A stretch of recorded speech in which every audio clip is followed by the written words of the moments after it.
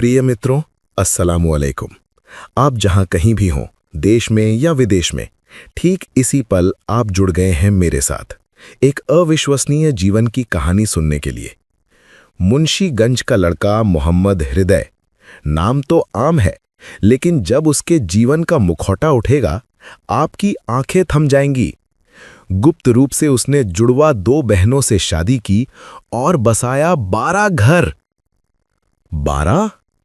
मैंने बहुत सी कहानियां सुनी हैं, हजारों जिंदगियां पढ़ी हैं, लेकिन ऐसी धोखाधड़ी, ऐसा अंधकारमयी छल मैंने कल्पना में भी नहीं सोचा था। आपसे अनुरोध है, शुरुआत से अंत तक ध्यानपूर्वक सुनिए। कहानी खत्म होने पर अपनी राय जरूर बताइए। कमेंट बॉक्स में लिखिए, बताइए कि आपको कैसा महसूस हुआ। चलिए शुरू करते हैं। प्रिय मित्रों, अस्सलामु अलैकुम। मेरा नाम मोहम्मद हृदय हुसैन है। मेरा घर मुंशीगंज में है। दोस्तों, आज मैं आप सबको अपनी जिंदगी की कहानी सुनाना चाहता हूं। कहानी शुरू करने से पहले आपको बता दूं, मेरा परिवार कैसा है। हमारे परिवार में मेरे पिता, माता, दादा दादी हैं और साथ में हैं मेरे बड़े 2 भाई और 1 बहन। हम कुल 3 भाई 1 बहन हैं। हमारा परिवार मुंशीगंज शहर से कुछ दूरी पर एक ग्राम में रहता है। सुव्यवस्थित, सम्मानित परिवार। मेरे पिता एक लकड़ी के व्यवसायी थे। वे पेड़ खरीदते और उससे विभिन्न प्रकार के फर्नीचर बनवाते थे। मुंशीगंज ही नहीं, राजधानी ढाका में भी पिता की फर्नीचर की दुकान थी। सब उन्हें एक सफल व्यवसायी के रूप में जानते थे। लोग दूर दूर से उनके पास पहुंचते थे। दोस्तों, मेरा बचपन बहुत सुख शांति में बीता। क्योंकि मैं हमारे परिवार में सबसे छोटा था, इसलिए सबकी अतिरिक्त मोहब्बत मुझ पर थी। लेकिन यही अतिरिक्त प्यार मेरी जिंदगी को बेपरवाह बना गया। मैं पढ़ाई में ध्यान नहीं देने लगा। शरारतें बढ़ने लगीं। दोस्तों के साथ घूमने फिरने लगा। स्कूल ना जाने पर मां गुस्सा करती, पर दादा दादी, भाई बहन मेरी परवाह करते थे। वे कभी मुझे जबरदस्ती स्कूल नहीं भेजते थे। और उसी अतिरिक्त स्नेह में मैं और भी बेपरवाह हो गया। एक समय मैं ऐसे ही एक रास्ते पर पहुंच गया, जो शायद मेरे पिता जैसे धर्मनिष्ठ, ईमानदार व्यवसायी के बेटे के लिए ठीक नहीं था। हां दोस्तों, मैं फंस गया गाय बैल चोरी के साथ। एक कुर्बानी के ईद से ठीक पहले, कुर्बानी का ईद, चारों ओर खुशियों का माहौल था, लेकिन इसी पाक त्योहार के ठीक पहले हमारे दिमाग में काला षड्यंत्र सिमट रहा था। योजना ये थी कि इस ईद हम बहुत सारे गाय भैंस चुराएंगे, इसलिए हम अपनी ही इलाका छोड़कर बहुत दूर एक अपरिचित गांव में उस घृणित काम की तैयारी कर रहे थे। लेकिन किस नसीब की मार, उसी रात हम पकड़े गए। मैं अकेला नहीं था। मेरी टोली जो मेरे साथ थी, उस रात सब पकड़े गए। क्यों? क्योंकि पिछले दिन ही हमने किसी और गांव से गाय चोरी की थी। और इस बार हमारा निशाना उसी गांव की एक बड़ी गाय थी, जिसके मालिक का घर बिल्कुल सड़क किनारे था। हमारा हिसाब था कि हम आसानी से गाय उठाकर भाग जाएंगे। जोखिम था, पर ईद की लोलुपता और भी बड़ी थी। हमें पता ही नहीं चला, हमारे खिलाफ 2-3 गांव मिलकर जाल बिछा रहे थे। उन्होंने पहरा दे रखा था, पर वो खबर हमारे कानों तक नहीं पहुंची। जैसे ही हम उस गांव में घुसे, चारों तरफ से घेराबंदी। तुरंत ही हमें पकड़ लिया गया। जब हमें पकड़ा गया, तो कोई विश्वास ही नहीं कर पा रहा था कि मैं चोर हूं। उस समय मेरी परिधान थी हाफ पैंट और गेंजी। मुझे देखकर किसी ने माना ही नहीं कि मैं गाय चोरियों का साथी हो सकता हूं। हालांकि बाकी लोगों की तरह मुझे ज्यादा नहीं पीटा गया, पर जैसे ही सुबह की रोशनी हुई, असली दृश्य उजागर हुआ। आसपास के सारे गांव के लोग, छोटे बड़े, पुरुष स्त्री, सब दौड़े धूपड़े कर चोर देखने आ गए। मुझे कुछ मुक्के पड़े, शरीर के कई हिस्से काले पड़ गए, और मेरे बाकी साथियों, उन्हें ऐसी पिटाई हुई कि शब्दों में बयां कर पाना मुश्किल है। उन्हें पीटकर बेहोश कर दिया गया। सुबह होते ही मेरा पता मांगा गया। जब मैंने अपने पिता का नाम बताया, तो कोई विश्वास ही नहीं कर रहा था कि मैं चोर हूं। क्या ऐसा हो सकता है कि किसी के बेटे ने गाय चुराई? ये कैसे मुमकिन है? कुछ लोग बोले, डर के मारे चोर कितनों के नाम बताते हैं, ये भी झूठ बोल रहा होगा। विश्वास कीजिए, उसी पल मेरे आंखों में आंसू आ गए। लगा कि मैं बड़ा अपराध कर बैठा हूं। मैं रोने लगा। तभी मेरे पिता को खबर दी गई। पिता आए। मैं उनके चेहरे की ओर निहार ही नहीं पा रहा था।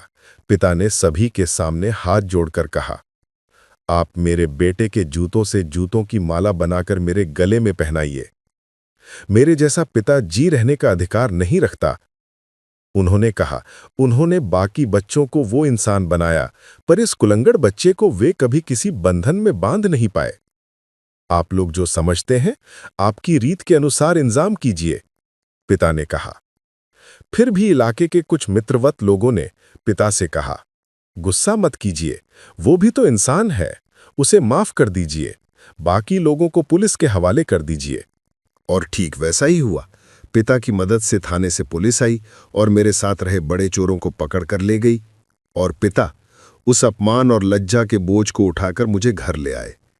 मैंने गांव में बाकी चोरों को जिस तरह पिटते देखा था, मुझे लगा घर लौटने के बाद मेरे पिता ने मुझे उससे भी कहीं अधिक डांटा और पीटा। घर का दरवाज़ा बंद कर दिया गया, किसी को अंदर आने नहीं दिया गया। मुझे पीट पीट कर मैं एक समय बेहोश हो गया।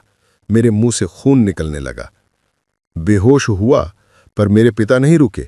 उन्होंने दरवाज़ा खोलकर मटका सा पानी लाया, मेरे आंख मुंह पर पानी छिड़ककर मुझे होश दिलाया। और जैसे ही होश आया, पिताजी ने मुझे फिर से पीटना शुरू कर दिया। मतलब मैं एक बार बेहोश हुआ, फिर होश आया और पिता मुझे गाय की तरह पीट रहे थे। इतनी पिटाई कि मुझे लगता है जन्म के बाद शायद मैंने इतना कभी सहा ही नहीं। बहुत कष्ट के बाद खैर मेरी माँ या दादी ने बड़े संघर्ष में घर में आकर मेरे पिता के चंगुल से मुझे छुड़ाया। मैं लगातार लगभग 15 दिन अस्पताल में रहा। अब आप समझ ही सकते हैं कि मुझे कितनी पिटाई सहनी पड़ी। 15 दिन अस्पताल में। और उस दौरान मेरे पिता ने मेरी माँ से कहा कि देखो, तुम कभी भी इस लड़के को घर में मत लाना। अगर तुम उसे घर ले आओगे और उसे घर में जगह दोगे तो मैं उसे मार डालूंगा। उन्होंने कहा, मैं उसे मारकर फांसी पर लटका दूंगा। जरूरत पड़े तो मैं खुद फांसी भी लगवा लूंगा, पर मैं इस लड़के को जीता जागता नहीं रहने दूंगा। अगर तुम्हारे मन में इस लड़के के प्रति प्यार करपा बाकी है तो मेरी विनती है, तुम किसी भी हालत में उसे हमारे घर की सीमाओं के भीतर मत आने दो। मेरी माँ उस समय सोच में पड़ गई, क्या करें, घर तो ले गए तो पिताजी फिर से मुझे मार देंगे। इसलिए माँ ने मुझे भेज दिया मेरे नाना के घर। मेरे नाना के घर पर मेरे से सिर्फ 2 साल छोटे एक मामू थे। नाम था नाहिम मामू। वो उस वक्त मेरे से काफी बड़े थे। मजे की बात यह है, वो भी मेरे जैसे शरारती थे, पढ़ाई नहीं करते थे, बिल्कुल मेरे तरह शरारती थे। नाना के घर जाने के बाद एक तो मैंने पढ़ाई छोड़ दी, ऊपर से नाना के घर चले गया। वहां तो और ज्यादा प्यार मोहब्बत मिलती थी। और उस पर मुझे नाहिम मामू जैसा एक दोस्त भी मिल गया। नाहिम मामू मेरे असली मामू थे, पर हमारे रिश्ते बिल्कुल दोस्त जैसे थे। हम दोनों खूब घूमते फिरते, दोस्त की तरह मस्ती करते। तो मेरे नाना के घर में एक लड़की थी, नाम रूपा। वो मुझसे लगभग 1 साल बड़ी थी। वो उसी इलाके के एक स्कूल में पढ़ती थी। रूपा हमेशा हमारे नाना के घर के सामने से ही स्कूल जाती थी। और मेरे नाहिम मामू को वो लड़की बहुत पसंद थी। जब भी देखते, टोकते, शर्माते। नाहिम मामू को वो लड़की बहुत पसंद थी। शादी तक का इरादा था उनका। लेकिन बहुत दिनों तक पीछा करने के बाद भी वो लड़की किसी तरह नाहिम मामू को ध्यान नहीं दे रही थी। कारण था, मेरे मामू का रंग थोड़ा गेहूं जैसा था। मैं तो माँ बाप जैसा ही प्यारा था। मैं काफी गोरा, लंबा और हर तरह से काफी परफेक्ट था। सिर्फ पढ़ाई में ध्यान कम और शरारत ज्यादा करता था। बाकी सब में मैं बढ़िया था। तो ऐसे कई दिन बीतने के बाद एक दिन नाहिम मामू ने एक चिट्ठी लिखी। उन्होंने वो चिट्ठी मुझे दी और कहा, मुझे लड़की पसंद है, तू ये चिट्ठी उसे दे दे। असल में कहना अजीब लग रहा है, पर फिर भी कह रहा हूं, मुझे भी रूपा नाम की उस लड़की को बहुत पसंद था। मतलब बहुत पसंद था। भले ही वो मुझसे बड़ी थी, पर मुझे वो बहुत अच्छी लगती थी।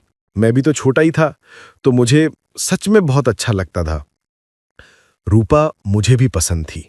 मैं भी उससे प्यार करना चाहता था, पर चूंकि मामू पहले से पसंद कर रहे थे, इसलिए मैंने मुंह से कुछ नहीं कहा। तो एक दिन जब मामू ने अपनी मोहब्बत भरी चिट्ठी मुझे दी कि इसे रूपा के हाथ में पहुंचा दे, वो चिट्ठी मुझे इतनी अच्छी लगी कि जानते हो मैंने क्या किया? मैंने बिल्कुल वैसी ही एक और चिट्ठी लिख दी। मामू ने जैसा लिखा था वैसे ही लिख दिया, बस एक जगह बदला। प्रेषक के स्थान पर मैंने अपने मामू का नाम ना लिखकर अपना नाम लिख दिया और वो चिट्ठी मैं रूपा के हाथ में पहुंचा दिया। रूपा तो मुझे पहले से ही बहुत पसंद करती थी। शुरू से ही मुझे अलग नजरों से देखती थी, मुझे देखकर मुस्कुराती थी। मैं समझता था रूपा मुझे चाहती है, पर मामू को बिल्कुल नहीं चाहती। मामू को वो कुछ खास नहीं पसंद थी। अब जब मैंने अपने नाम की चिट्ठी भेजी तो उसने जवाब भी दिया। मैंने उससे कहा जवाब में मेरा नाम मत लिखना, और जब रूपा ने जवाब लिखा तो मैं वो जवाब वापस जाकर मामू के पास दे देता। मैंने कहा मामू देखो, रूपा तो तुम्हें पसंद करती है। लो, रूपा ने जवाब दे दिया। मामू ये देखकर बहुत खुश हुए। ऐसी खुशी उन्होंने शायद सपने में भी नहीं सोची थी। जवाब आने पर वे बेहद प्रसन्न हो गए। फिर मामू ने फिर से चिट्ठी लिखी और मैं वही चिट्ठी अपने नाम के साथ रूपा के पास पहुंचा देता। ऐसे कई दिन ऐसे ही बीते। मामू चिट्ठियां देते थे और मैं वही चिट्ठियां रूपा के पास पहुंचाता। मैं प्रेषक बन के देता था। फिर रूपा मुझे चिट्ठियां लिखती और मैं वे चिट्ठियां वापस जाकर मामू को दे देता। कुल मिला के नाम भले ही मामा का था, पर इश्क मैं ही कर रहा था। मामा तो रूपा के लिए बेहद महंगे तोहफे भेजते थे। मेरे पास अब पैसे नहीं रहे। गाय चोरी की घटना के बाद परिवार से मुझे कोई पैसे नहीं देता था। मैं बहुत कंगाल था। मामा तब उस लड़की के लिए तरह तरह के गिफ्ट खरीदते। चूड़ियां, आड़ता, नूपुर, ये सब खरीदकर मुझे देते और मैं वही सब चीजें उस लड़की को दे देता। पर मैं मामा का नाम नहीं देता, अपने नाम पर दे देता। इस तरह से दिन कटते गए और एक दिन मामा बार बार मुझसे पूछने लगे, करे वो लड़की मुझसे मिलने क्यों नहीं आती? मैं चिट्ठियों में लिखता, मैं शाम के बाद तुझसे मिलूंगा। मामा वहां जा देते। मैं कहता, मामा उसने कहा ठीक है, जा सकते हो। पर मैं लौटकर जवाब में लिख देता, इस जगह मत आओ, कहीं और आना। मतलब मैं लोकेशन बदलवा देता और लोकेशन बदलते ही मैं असल में उसी जगह जाकर उससे मिलता। मामा तो वहां जाकर बस मच्छरों के काटने खाते रह जाते। ऐसा करते करते कई दिन गुजर गए। फिर मामा विदेश जाने की प्रक्रिया करने लगे। पासपोर्ट बनवा रहे थे, जमा भी कर दिए, बस वीजा बाकी था, जल्द वीजा भी मिल ही जाएगा। मामा को आखिरकार सऊदी अरब का वीजा मिल गया। मामा आते आते मुझसे कहे, मैं सऊदी जा रहा हूं, मैं उसे बहुत पसंद करता हूं, मैं उसे कैसे पालूंगा? अगर मैं उसे नहीं पा पाया तो मुझे बहुत दुख होगा। तब मैंने मामा से कहा, मामा देखो, अब तुम्हारा वीजा हो चुका है। अगर तुम यहां कोई हंगामा करोगे तो तुम्हारा विदेश का रास्ता बंद भी हो सकता है, और अगर विदेश बंद हुआ तो तुम्हारा भविष्य भी बंद हो जाएगा। तुम मुझ पर विश्वास रखते हो ना? मुझ पर भरोसा करो। मैं हृदय की तरफ से कभी भी इस रूपा खालामोनी को किसी और की बीवी नहीं बनने दूंगा। मैं जो भी कर सकता हूं करके उसे तुम्हारे लिए रोके रखूंगा। तुम कम से कम 1 साल विदेश जाओ। 1 साल सऊदी में रहने के बाद जब तुम वापस आओगे तब मैं तुम्हें उसे शादी करवा दूंगा। अगर जरूरत पड़ी तो मैं उसे लेके भाग जाऊंगा और जरूरत पड़ने पर मैं तुम्हें दे भी दूंगा। मामा उस वक्त मेरी बातों से बहुत खुश हो गए। मामा मुझसे बोले, अच्छा ठीक है, मैं तुम्हारी बात मानता हूं, जो तुमने कहा मैं वही करूंगा। ठीक है, मैं तुम्हारी बातों पर ही निर्भर रहकर सऊदी चला जाऊंगा। मामा फिर कभी रूपा के सामने नहीं गए और उन्होंने उससे प्यार भी जाहिर नहीं किया। मामा ने रूपा से दूरी बना ली। मामा अपनी वीजा की सारी प्रक्रिया पूरी करके उस सादे भरोसे के साथ सऊदी अरब चले गए। मामा के विदेश जाने के कुछ ही दिनों बाद एक दिन मैं रूपा के पास गया और सारी सच्चाई खोलकर कह दी। कहा, देखो, मामा को तो तुम्हें पसंद था, पर मामा का नाम इस्तेमाल करके मैं ही तुम्हारे साथ मोहब्बत करता रहा। यहां तक कि मामा के विदेश चले जाने के बाद भी मामा रूपा के लिए नियमित तोहफे भेजते रहे। उस समय मोबाइल कम प्रचलित था, पर मामा फोन के जरिए किसी इलाके के आदमी से बात करके रूपा के लिए तोहफे भेजा करते थे। वे सारे तोहफे भी मैं ही रूपा को दे देता था। मैंने साफ साफ रूपा से कहा, रूपा खालामोनी, ये जो उपहार होते थे असल में वो मेरे मामा भेजते थे, पर वे तुम्हारे नाम पर भेजते थे और मैं इन्हें तुम्हें दे देता था। फिर भी मैं सच में तुम्हें पसंद करता हूं, मैं तुम्हें चाहता हूं। और अब तक जो भी मामा ने जो भी चीजें दी, हर एक चीज असल में मामा की थी, पर मैंने उन्हें अपने नाम पर चलाया। रूपा को तो मैं पसंद भी था, इसलिए इस बात पर उसने कोई गुस्सा तक नहीं किया। क्योंकि मामा का रंग थोड़ा गहरा था और सेहत भी कुछ ज्यादा नाजुक थी, इसलिए रूपा को मामा अच्छे नहीं लगते थे। रूपा ने बस कहा, अच्छा ठीक है। इसी तरह मेरे और रूपा के रिश्ते धीरे धीरे आगे बढ़ने लगे। मामा विदेश से तोहफे और पैसे भेजते रहे और रूपा और मैं मिलकर उन पैसों पर खूब धमाल मचा रहे थे। हम मामा को कुछ भी समझने तक नहीं देते थे। और गहरी ठगी, स्वार्थ की चोट। कभी कभी ऐसा भी होता था। तब मैंने एक मोबाइल फोन भी खरीदा। जब मामा फोन किया करते, मैं फोन मुझसे करवा देता और रूपा से बात करवा देता। रूपा फोन पर कहती, हाँ ठीक है, मैं तो आपके साथ ही हूं, मैं आपसे शादी करूंगी जब आप देश आएंगे। ऐसी बातें करके मामा को भरोसा दिलाती। रूपा का पारिवारिक हाल बहुत अच्छा नहीं था, पर मामा बहुत पैसा भेजते थे। रूपा के परिवार को लगातार पैसे भेजते रहे, हमेशा सहायता करते रहे। मामा ने तो रूपा के पिता को बाजार में एक बड़ा सा दुकान भी दे दिया, पूरी तरह मामा के पैसों से। खैर, ऐसा करते करते लगभग 3 से 2.5-3 साल तक साल दर साल गुजर गए। मेरे मामा रूपा को लगातार पैसों से ही सहायता करते रहे। रूपा भी कभी कभी मामा से बातें करती। उसके पास एक मोबाइल फोन था। क्या क्या बातें हुई वो सब मुझे सुनाया करती थी। कहती, तुम्हारे मामा से मेरी ये बात हुई, वो बात हुई, सब कुछ बताती। और मैं इन्हीं बातों पर खूब आनंद लेता था। उस समय मेरा परिवार से रिश्ता अब काफी हद तक ठीक हो चुका था। गाय चोरी का जो बदनामी का धब्बा था, जो कभी सबको मेरी ओर तिरछी नजर से देखने पर मजबूर करता था, वो कलंक धीरे धीरे मिटने लगा। अब कोई उस बात को नहीं उठाता। मैं धीरे धीरे सामान्य जीवन में लौट रहा था। इलाके के लोग भी उस बात को लगभग भूल चुके थे। विदेश से मामा की वापसी, दबा हुआ कौतूहल। मैं उस समय इलाके में घुल मिल रहा था, शरारतें, नटखटपन सब कर रहा था। कोई अब पहले जैसी दखल नहीं दे रहा था। इसी समय मामा विदेश से देश लौट आए।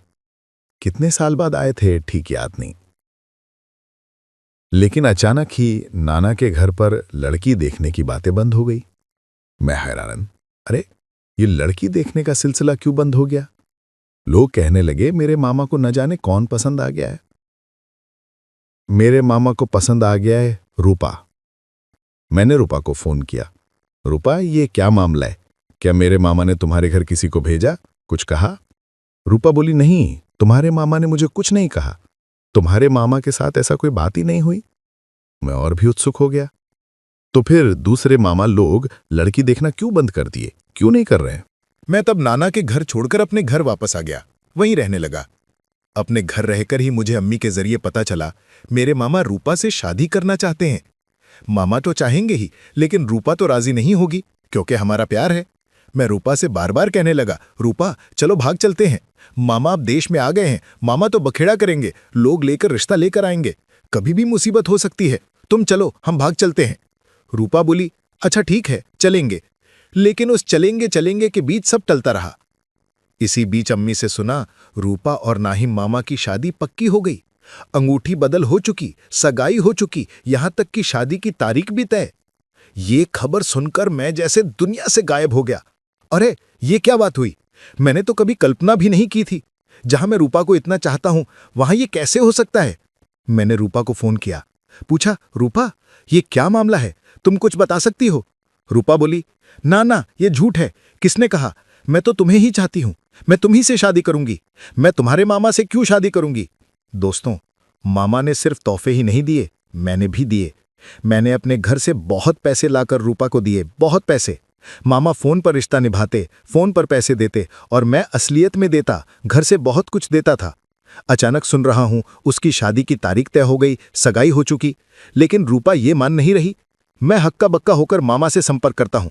मामा कहते हैं, हाँ सगाई तो हुई है, उसके साथ मेरा प्यार चल रहा है, मैं उसे चाहता हूं, वो मुझे चाहती है, इसलिए हमारी सगाई हो चुकी है, हमने अंगूठी बदल ली है और शादी की तारीख भी तय हो गई है। होश खो देने जैसी हालत, चिल्लाकर कहना। फोन पर मामा ने ये सब मुझसे कहा और जब मामा ने मुझे ये बताया, मुझे ऐसा लगा मानो मैं इस दुनिया में नहीं हूं। अरे जिस रूपा को मैंने इतना पैसा दिया, मामा ने दिया वो तो ठीक है, लेकिन मैंने भी तो बहुत पैसा दिया। सिर्फ पैसा ही नहीं, रूपा की मुश्किलों से लेकर जो भी जरूरत होती मैं सब करता था। मैंने उसे कभी जरा भर की तकलीफ नहीं दी। धोखे का नतीजा, गुस्सा और जलन। मामा के पैसे भी मैं बैंक से निकालकर उसे देता था, अपना पैसा भी देता था। मामा जो गिफ्ट देते मैं और ज्यादा गिफ्ट करता। तो फिर ये क्या बात हुई? अब मैंने एक दिन रूपा को फोन करके बहुत बुरा बर्ताव किया। ये कैसी बात है, मामा मुझसे झूठ बोलेंगे क्या? तुम्हारी सगाई हुई है, तुमने मामा की अंगूठी ली और अब शादी की तारीख भी तय कर ली। मामा शादी का कार्ड तक बना रहे हैं और तुम मेरे साथ नाटक कर रही हो, धोखेबाज, चालबाज, बेईमान। ये सब कहकर मैंने बहुत बुरा बोला। अंतिम रिश्ता तोड़, अंधेरा और निराशा। वो तब बोली, जा, तुझसे अब मेरा कोई बात नहीं है, ये कहकर लाइन काट दी। लाइन काटकर मेरा नंबर पूरी तरह ब्लॉक कर दिया। जब उसने नंबर ब्लॉक कर दिया, मैं दूसरे नंबर से कॉल करता, वो उठाती, लेकिन जैसे मैं कहता मैं हृदय हूं, फोन काट देती। मतलब मेरा नाम सुनते ही लाइन काट देती। मुझसे बात नहीं करती। ऐसे ऐसे करते करते शादी का दिन आ गया और मैं ये मामा से कह भी नहीं सकता। मामा से मैं किस मुंह से कहूं, क्योंकि मैं भी तो अपने मामा से धोखा कर रहा था। मैंने तो मामा से बहुत बड़े स्तर पर धोखा किया। अब मामा से मैं किस मुंह से कहूं, मामा वो एक धोखेबाज है, वो मेरे साथ धोखा कर रही है, आप शादी मत करो।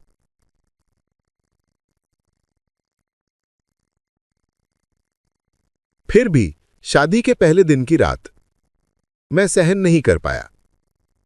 सहन न कर पाने पर मैंने अपनी नानी के घर से अपने मामा को बुलाकर गुपचुप कहा, मामा तुम घर से भाग जाओ। मामा बोले, क्यों भागूं? मैंने कहा, तुम्हारी जिंदगी सुख की नहीं होगी। तुम एक धोखेबाज के जाल में फंस रहे हो, बहुत बड़े स्तर की धोखेबाज। मामा बोले, किसकी धोखेबाज? मैंने तब कहा, मामा देखो, रूपा मेरे साथ ये कर रही है, मेरे साथ इस तरह बेईमानी कर रही है, मेरे साथ धोखा कर रही है। रूपा ने मुझे भी ठगा, मेरे साथ भी, तुम्हारे साथ भी यही कर रही है। जा, ये सब छोड़ दे, ये सब कहने से कोई फायदा नहीं। जो होना था हो चुका, अब तो शादी की तारीख तय हो गई है, अब पीछे नहीं हटा जा सकता, कल शादी है। सब ठीक है मामा, लेकिन अगर तुम थोड़ा बलिदान नहीं करोगे, थोड़ा पीछे नहीं हटोगे, मामा तुम्हारा अस्तित्व ही नहीं बचेगा। ये लड़की बहुत बड़े स्तर की धोखेबाज है, वो तुम्हारी जिंदगी को पूरी तरह बर्बाद कर देगी। मामा तुम ऐसा कुछ मत करना कि समाज में मुंह दिखाने लायक न रहो। तुम्हारे पास अभी भी समय है, तुम रुक जाओ, तुम स्टॉप करो। मामा ने किसी भी तरह मेरी कोई बात नहीं सुनी और बिना सुने अगले दिन मामा शादी की तैयारी करने लगे। जब मामा शादी की तैयारी करने लगे, मुझे तब बहुत गुस्सा आया कि मामा ने यह काम क्यों किया। मैं गुस्से में मामा की शादी में ही नहीं गया। मामा की शादी रूपा से हो गई। मैं तब मानसिक रूप से बहुत गहरे तक टूट गया। इतना कष्ट मिला कि उसका वर्णन मैं कभी नहीं कर सकता। मैं चीख चीख कर रोया। जिस इंसान को मैंने इतना प्यार किया, जिसके लिए इतना बलिदान किया, उसने मेरे साथ इतना बड़ा धोखा किया। संबंध विच्छेद, लंबी चुप्पी। शादी के 2-1 महीने बाद मेरे मामा फिर से सऊदी अरब चले गए। इस शादी के 2 महीने तक मैंने मामा से बिल्कुल भी बात नहीं की, बिल्कुल भी नहीं, किसी भी तरह का संपर्क नहीं रखा मामा से। अभिमान की चरम अभिव्यक्ति, गहरी निराशा। इसी बीच मेरी बड़ी बहन की शादी हो गई। मेरी बड़ी बहन की शादी में मामा और रूपा दोनों ही आए थे, लेकिन उनके आने के कारण मैं अपनी बड़ी बहन की शादी में भी नहीं रहा। मैं ढाका चला गया। मैंने मां से कहा था कि उन्हें निमंत्रण ना दें, लेकिन मां ने निमंत्रण दे दिया। इसलिए मैं अपनी बड़ी बहन की शादी में भी नहीं रहा कि जो हो, मेरी बड़ी बहन की शादी में मैं नहीं रहूंगा जब तुम लोग आओगे। इतना गहरा आघात लगा था मुझे, इतना गहरा दुख हुआ था। खैर, सब कुछ भूलकर मैं तब अपने तरीके से जीना शुरू कर दिया। नाना बाड़ी का रहस्यमय निमंत्रण, नया मोड़, घटनाओं में बदलाव। मामा के विदेश जाने के बाद मेरे नाना बीमार पड़ गए। गांव में कुछ लोग होते हैं जो जेफ्त करते हैं। जेफ्त का अर्थ होता है मृत्यु से पहले का भोज या चल्लीसा का आयोजन। वे ये जीवित रहते ही करते हैं ताकि अपना चल्लीसा देख सकें। बहुत से बैल या गाय ज़िबा करेंगे, लोगों को खिलाएंगे। तो नाना जब थोड़े बीमार हुए, उन्होंने निर्णय लिया कि वे अपना ये जेफ्त का आयोजन कर देंगे, सबको निमंत्रण देकर जेफ्त खिला देंगे। अब नाना जेफ्त करेंगे लेकिन उससे पहले वे अपनी सारी संपत्ति जीवित रहते ही सबके नाम बांट देंगे। बांटने के बाद वे जेफ्त का आयोजन करेंगे। मैं जाना नहीं चाहता था, लेकिन मां मुझे उस दिन जबरदस्ती नाना बाड़ी ले गईं। शाम रात में सब बैठे, नाना नानी, इलाके के लोग सब मिलकर चर्चा कर रहे थे कैसे जेफ्त का आयोजन होगा। संपत्ति भी बांट दी गई। मेरी मां, मेरी खाला, जो जितना पाया सब बांट दिया गया। रात लगभग 11 बजे तक हम ये सब चर्चा कर रहे थे।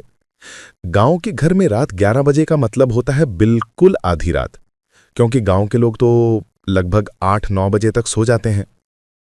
फिर सब लोग बातें करके सोने चले गए। मैं भी तब सोने चला गया। जब मैंने दरवाजा बंद किया, ठीक उसी समय मेरे कमरे के दरवाजे पर ठक ठक की आवाज किसी ने दी। आवाज आई। मैं तब दरवाजे के पास जाके बोला, कौन? तब मुझे कहा गया, मैं रूपा हूं। मैं चौंक गया। मैंने कहा, क्या वो यहां इतनी रात को? उसका यहां आने का तो सवाल ही नहीं उठता। वो कैसे आ सकती है? तब मैं बोला, तब मैं उसे मामी कहकर बुलाता था। आप मामी? फिर उसने कहा, दरवाजा खोलो, तुमसे कुछ बात करनी है। मैंने कहा, नहीं, मैं दरवाजा नहीं खोल सकता। किसी ने देख लिया तो इज्जत का सवाल है। तब तो वो मेरी मामी है। इतने महीनों से वो मेरे मामा के साथ गृहस्थी चला रही है। अगर किसी को पता चला तो इज्जत का सवाल है। मैं तब बोला, कुछ कहना है तो ऐसे ही कहो, मैं वहां नहीं आ सकता। फिर उसने कहा, दरवाजा खोलो। दरवाजा खोलोगे तभी समझ पाओगे। इस तरह जब उसने जोर दिया तब मैंने दरवाजा खोला। दरवाजा खोलने के बाद उसने कहा, बाहर आओ। मैंने कहा, बाहर क्यों जाओ? वो बोली, बाहर आओ, और मुझे जबरदस्ती बाहर ले गई। वो मुझे तालाब के किनारे ले गई। रात गहरी थी, लगभग सब लोग सो चुके थे, और मेरे ननिहाल का घर बहुत बड़ी जमीन के भीतर है। चारों ओर बाउंड्री बनी हुई है। गांव के घरों के बीच मेरे नाना का घर बहुत सुंदर है। वो मुझसे कहने लगी, तुम मुझसे नाराज हो? मैंने कहा, नहीं, यहां नाराज होने की क्या बात है? नाराज क्यों हो? जो तुम्हारा है तुम कर रही हो। तुमने मेरे साथ बेवफाई की और मेरे मामा से शादी कर ली। अगर तुम खुश हो तो मैं भी खुश हूं। वो बोली, जानते हो, तुम्हारे मामा को मुझे ब्लैकमेल कर रहे हैं। मैंने कहा, ब्लैकमेल? ये कैसी बातें कर रही हो? मामा तुम्हें ब्लैकमेल करेंगे? क्यों? मामा तुम्हें ब्लैकमेल करेंगे? वो बोली, जानते हो, एक समय तुम्हारे मामा को पता चल गया कि तुम्हारा और मेरा रिश्ता है। तब मैंने कहा, तो इसमें दिक्कत क्या है? मामा को अगर पता चल गया तो चल गया, तुमने हाँ क्यों की? फिर उसने कहा, जब तुम्हारे मामा को पता चल गया कि तुम्हारा और मेरा रिश्ता है, तब वो मुझे वीडियो कॉल करने लगे। ईमो ऐप के जरिए मुझे वीडियो कॉल करते थे। मैं रिसीव करती थी, और उनके मन रखने के लिए मैं वीडियो कॉल में बहुत कुछ करती थी। और वो क्या करते थे? अपने फ़ोन में स्क्रीन रिकॉर्ड करते थे। उन्होंने स्क्रीन रिकॉर्ड कर लिया और उन्हीं वीडियो से मुझे ब्लैकमेल कर रहे हैं। मुझे कह रहे हैं कि मैं सब इंटरनेट पर डाल दूंगा, और वो मुझे ये सब कह रहे हैं। इसीलिए मैं मजबूर होकर उनसे शादी कर रही हूँ। मेरी गलती का एहसास, खुद पर गुस्सा। मैंने कहा, अरे तुम मुझे ये बात तो बता सकती थी कि मामा तुम्हें ब्लैकमेल कर रहे हैं, या मामा ऐसे वीडियो कॉल पर तुम्हें ले रहे हैं और वो सब रिकॉर्ड कर रहे हैं। वो बोली, तुम पागल हो क्या? तुम तो मेरे बॉयफ्रेंड थे, और अगर तुम मेरे बॉयफ्रेंड हो तो मैं अपने बॉयफ्रेंड को कैसे मानूंगी कि मैं किसी और के सामने कपड़े उतार रही हूँ? क्या तुम कभी इसे बर्दाश्त कर पाते? अगर मैं तुम्हें तब कहती कि मैं तुम्हारे मामा के सामने कपड़े उतार रही हूँ तो तुम्हें कैसा लगता? तब मैंने भी सोचा कि हाँ, अगर उसने मुझे ये कहा होता तो मैं और ज़्यादा गुस्सा हो जाता। मैंने तो उसे सिर्फ ये कहा था कि मामा अगर फ़ोन करे तो बस हाय हेलो करो, मतलब हाय हेलो में ही 2-1 मिनट में बात ख़त्म कर देना। मामा से ज़्यादा बात मत करना। मामा से ज़्यादा बात करोगी तो मुसीबत में पड़ोगी। मामा से ज़्यादा बात करने की ज़रूरत नहीं। ये मैंने उसे सिखाया था। लेकिन वहाँ वो क्या कर रही थी? मामा से घंटों बात कर रही थी। वो कह रही थी कि उसने सब कर लिया और मामा उसे ब्लैकमेल करके शादी कर रहे हैं। वो मेरा हाथ पकड़कर कहने लगी कि देखो, मैं तुम्हें अब भी प्यार करती हूँ हृदय, मैं तुम्हें बहुत प्यार करती हूँ। मैं तुम्हारे बिना नहीं जी पाऊंगी, और मैं तुम्हारे मामा से ही शादी करने को मजबूर हुई हूँ। प्लीज़ तुम मुझे ऐसे मत ठुकराओ। तुम प्लीज़ मेरे साथ रहो, मेरी बात सुनो। मतलब इसी रात के बाद, रात लगभग 2 बजे, तब उसने कहा कि मैं तुम्हारे कमरे में आऊँगी। मैंने कहा, नहीं, मेरे कमरे में आओगी तो कोई देख लेगा। बोली, कोई नहीं देखेगा, इस रात के वक्त कोई उठता नहीं है, मुझे पता है। फिर वो पूरे घर में भरे मेहमानों के बीच मेरे कमरे में आ गई, और मेरे कमरे में आके उसने मेरे साथ अनैतिक संबंध बनाया, जो मतलब मुझे भी सुबह बहुत बुरा लगा।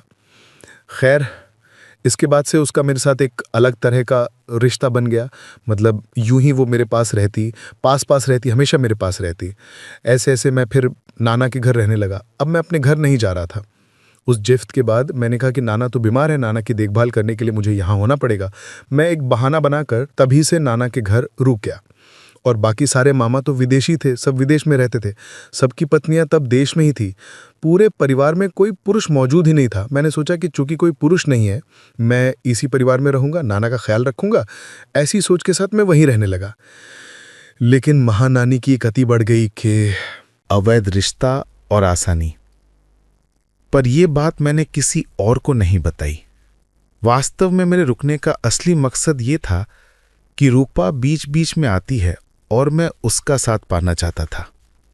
ऐसे करते करते भाई रूपा के साथ मेरा अवैध रिश्ता चलता रहा। मैं सोता, वो शाम के वक्त आ जाती, ऐसा वो मेरे साथ रहती और आखिरी में फजर से पहले या फजर के बाद मेरे रूम से चली जाती। चूंकि मैं भी रिश्ते में उसका ही भांजा था और अपना भांजा होने के कारण इस बात पर किसी का शक ही नहीं होता था, कोई कुछ ना कहता। वो मुझसे मिलने आती, मेरे साथ रहती, फिर चली जाती। गर्भधारण, अघोषित परिणाम। ऐसे होते होते अचानक एक वक्त आया कि रूपा गर्भवती हो गई। मतलब उसे बच्चा सा हो गया। वो तब मुझसे कहने लगी, ऐसा ऐसा हुआ है, मेरा पेट में बच्चा हो गया है। वहां तो गांव वाला इलाका था, हॉस्पिटल ले जाने का डर था। मुझे भी डर लगा कि अगर हॉस्पिटल ले गए और डॉक्टर पकड़ लिया तो क्या होगा। वो क्या करेगी, क्या बच्चे को खत्म कर देगी। फिर उसने क्या किया, गांव की कुछ औरतों से, एक से मेरे एक और मामी की पत्नी से चर्चा की और कहा, देखो ऐसा हुआ है। मेरे बारे में नहीं कहा, कहकर मैं किसी और आदमी के साथ संबंध में हूं और ऐसे ही गर्भवती हो गई। वो गांव की लड़कियां हैं, उन्हें घुमा फिरा कर बात बतानी थी।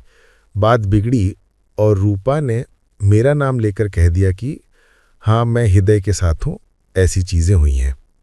अब जब ये बात सामने आ गई तो छुपती नहीं। कितनी ही कस्में खाऊं कि किसी को नहीं बताऊंगी, गुप्त रखूंगी, फिर भी ये सब कभी छुपा नहीं रहता। ये मामला फैल गया और एक स्तर पर यह बात हमारे पूरे नाना के घर में सबको पता चल गई तथा विदेश में बैठे मेरे मामा तक को भी ये बात पहुंच गई। नाहिद मामा तक को इसकी खबर मिली। नाहिद मामा मुझे फोन करके भयंकर गालियां दे रहे थे कि अगर मैं तुम्हें पकड़ लूंगा, तेरे साथ बहुत बुरा करूंगा, तेरे साथ ये करूंगा, वो करूंगा, जैसे तैसे बहुत गालियां और धमकियां दे रहे थे।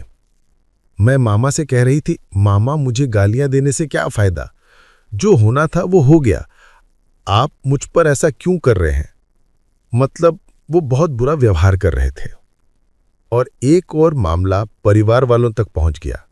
परिवार वालों को भी पता चल गया, पर मैं तब भी रूपा के प्रति बेहद आसक्त थी।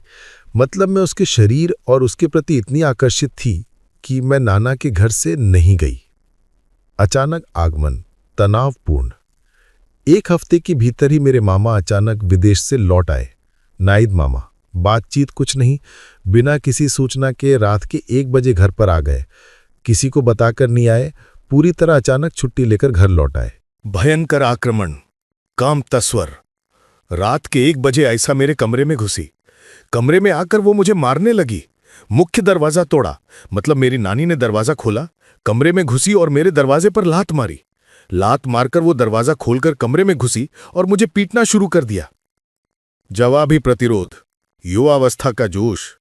जो मुझे मार रहे थे, मैं भी बर्दाश्त नहीं कर सकी। मैं भी उस वक्त जवान और तगड़ी थी, मेरा खून गर्म था। मैंने भी मामा को मारा और मारपीट के एक क्षण में मैंने मामा को इतनी जबरदस्त धक्का दिया कि दीवार थी, दीवार पर मामा का सिर लग गया। त्रासदी, स्वर शांत और भयावह। उसका सिर वहां फट गया। सिर फटते ही खून की धार बहने लगी। मुझे लगा कि शायद वो मर गया है। अंतिम पलायन, तेज और निर्णायक। मैंने तुरंत दरवाजा खोला और भाग निकला, और वो था मेरा आखिरी भागना। वहां से सीधा मैं ढाका चला गया। ढाका जाकर एक दोस्त की मदद से मैंने किराने की दुकान में नौकरी कर ली, कैशियर की नौकरी। भय और आत्मरक्षा, सतर्क स्वर, क्योंकि तब हालात ऐसे थे कि अगर मेरा मामा मुझे कहीं देख लेता तो वो मुझे मार डालता। उसने सबको साफ साफ कह दिया था, जहां मिलेगा वहीं मैं उसे जान से मार दूंगा। मुझे डर था कि वो सच में मुझे खत्म कर देगा। रूपा का अंजाम, ठंडे और स्थिर स्वर में। आखिर में मेरे मामी रूपा का पेट का बच्चा जब मामा देश वापस आया तब गिरा दिया गया। मामा ने अस्पताल में ऑपरेशन करवा के वो बच्चा गिरवा दिया, लेकिन फिर भी मामा ने उसे नहीं छोड़ा। रूपा ऐसी औरत थी कि कोई भी मर्द उसे देखकर पागल हो जाए। उसे छोड़ना मुश्किल था, इसलिए मामा ने सब कुछ होने के बाद भी उसके साथ ही रहना चुना। परिवार का बिखराव, गहरी निराशा। मैं तब ढाका में किराने की दुकान पर काम कर रहा था। परिवार से मेरा रिश्ता पूरी तरह खत्म हो गया। पहले तो मैं गाय चोरी के मामले में बदनाम हुआ, अब ये कांड। कोई मेरा चेहरा देखना भी नहीं चाहता था। ये सुनने के बाद तो कोई मुझे इंसान भी नहीं मानता। मामा के दाम्पत्य का टूटना, रिश्ते की कड़वाहट। हालांकि मामा और मामी यानी रूपा और नाहिद मामा साथ रह रहे थे, लेकिन उनका रिश्ता अब पहले जैसा नहीं रहा। जो पहले प्यार और अपनापन था वो सब खत्म हो गया। अब मामा सिर्फ नाम के लिए साथ रहते थे, ना कोई प्यार, ना लगाव, ना दिलचस्पी। मामा अब उसे पहले जैसी इज्जत या पैसा भी नहीं देते थे। रूपा भी बहुत परेशान रहने लगी थी, यह मुझे पता था। प्रतिशोध की तृप्ति, कठोर स्वर, लेकिन मैंने उससे कभी दोबारा संपर्क नहीं किया। उसने मेरे साथ जो धोखा किया था उसका जवाब मैं उसे दे चुका था। यही मेरी तसल्ली थी, और मामा ने उसके बाद भी उसे स्वीकार किया। ये बात मुझे बहुत अपमानजनक लगी, लेकिन शायद रूपा जैसी औरत पूरे मुंशीगंज में नहीं थी, इतनी खूबसूरत कि मामा भी उसे ठुकरा नहीं पाए। ढाका का जीवन, अकेलापन और पीड़ा। जब मामा अपने परिवार के साथ ढाका आए तब मैं अब भी उस किराने की दुकान में काम करता था। मन बहुत उदास रहता था, घर की याद में अक्सर रो पड़ता। भीतर एक गहरा दर्द था जो हर वक्त चुपता रहता था। नया आसरा, एक अच्छे इंसान की छाया। धीरे धीरे मेरे दुकान के मालिक रोकन भाई से मेरा अच्छा संबंध बन गया। वो बहुत नेकदल इंसान थे, मुझे अपने छोटे भाई की तरह मानते थे। वो राजनीति में थे और मैं भी अपने इलाके में राजनीति करता था। इस वजह से हमारे बीच एक गहरा जुड़ाव बन गया था। हम दोनों एक ही पार्टी में थे, इसलिए वो मुझे बहुत पसंद करते थे। कड़ी मेहनत, जिम्मेदारी और ईमानदारी। मैं भी काम बहुत लगन से करता था, कभी कोई ढिलाई नहीं, जो कहते वही करता। उनका बहुत आदर करता था, जैसे कोई बड़ा भाई हो। नई पहचान, एक छोटी सी मुलाकात। एक दिन सुबह मैं दुकान का माल सजा रहा था, तभी एक लड़की आई। नाम बताया, तमा। बहुत खूबसूरत थी, छोटी सी उम्र लेकिन बेहद प्यारी। पहली बातचीत, एक छोटी सी कमी। वो बोली, भैया ये सामान दे दीजिए। मैंने सब दे दिया, लेकिन फिर उसने कहा, भैया मेरे पास 20 रुपए कम है, मैं गारमेंट्स में काम करती हूं, शाम को आकर दे जाऊंगी। मैंने कहा, ठीक है, कोई बात नहीं, बाद में दे देना। मैंने कुछ और नहीं कहा और वो चली गई। इस तरह वो अक्सर हमारे दुकान से ही सामान ले जाती थी, पर वो केवल सामान ही क्या लेती थी, अंडे, तेल, बस यही लेती थी और कुछ नहीं। अंडे, तेल मतलब बिल्कुल नीचे लेवल के खाने पीने के सामान जो सामान्य लोगों का रोज का खाना होते हैं, वही ले जाती थी। दर्द भरी सच्चाई, भावुक हृदय। मैं अक्सर पूछता था कि तुम इतने अंडे किस लिए लेती हो। एक दिन मैंने पूछा, तुम इतने अंडे और दाल सब कुछ हमेशा लेकर जाती हो, क्या तुम मछली मांस नहीं खरीदती? तो उसने कहा, भैया मैं गारमेंट्स में काम करती हूं, महीने के आखिर में 6000 टाका सैलरी। भैया मांस चिकन तो मेरे लिए, मतलब आपके यहां मांस चिकन खाना तो सपने जैसा है। शायद किसी दिन अगर अल्लाह ने चाहा तो मैं मांस राइस खाऊंगी, पर यहां गारमेंट्स में काम करके मांस राइस खाना मुमकिन नहीं है। 1 किलो मांस की कीमत कितनी है आप बताइए? उसकी बात सुनकर मुझे बहुत बुरा लगा। अंदर एक अजीब दर्द उठ गया। मैं वैसे भी थोड़ा भावुक किस्म का लड़का था। मर्मस्पर्शी उदारता, भावुक स्वर। एक दिन उसके लिए मैंने 2 किलो गोश्त खरीदा। मैंने कहा, ये मांस तुम ले जाओ। वो लेने से इनकार कर रही थी। क्या बात कर रही हो, ये मांस ले लो, मैंने जोर किया, वो लेनी नहीं चाहिए। फिर मैंने वो मांस उसे दे दिया। वो मांस लेकर चली गई। नए रिश्ते की शुरुआत, स्नेहिल वर्णन। मांस लेने के बाद हमारे बीच एक छोटा सा दोस्ताना सा रिश्ता बन गया। बेहद कम उम्र की थी, पर दिखने सुनने में बहुत सुंदर। छोटी कदकाठी की थी, ज्यादा लंबी नहीं, और शरीर भी नाजुक सा था। तमा का रोना और संकट, फिक्रमंद और अस्थिर, कई दिनों तक ऐसे चलता रहा। एक दिन वो दुकान के सामने खड़ी होकर रोने लगी। उसे रोते देख मैं बहुत परेशान हो गया। यहां क्यों रो रही हो? मैं दुकान से बाहर निकला। क्या हुआ, तुम क्यों रो रही हो? अश्लील प्रस्ताव, तीव्र आक्रोश। फिर उसने बताया, मेरे सुपरवाइजर ने, मतलब उसने मुझसे एक गंदी बात कही।